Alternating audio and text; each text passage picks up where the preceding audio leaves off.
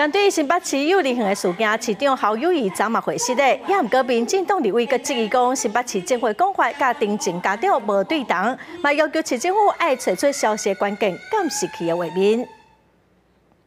我在这里为保护孩子们不够周全，深深的给大家致歉。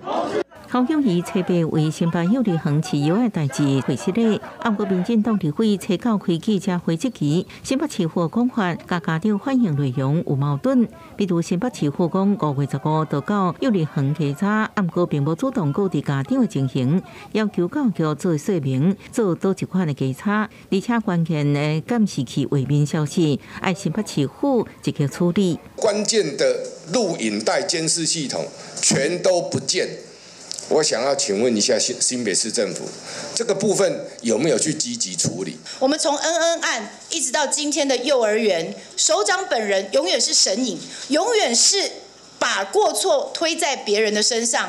新北幼儿园饲药案件继续滚价，行政院长陈建仁也表示，新北市府处理确实有延误。民众党主席郭明天也指出，无马上处理检举的案件，2个月就是问题。他们在处理这件事情上确实有所延误。我们希望这个侯市长跟新北市政府都能够积极的亡羊补牢。第一，它不应该发生；第二，发生了应该要马上解决。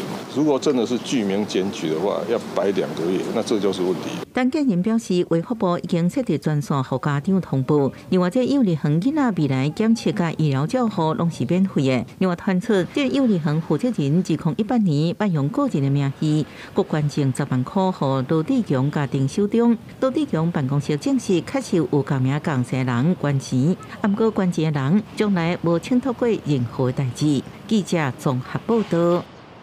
再来看国民党的。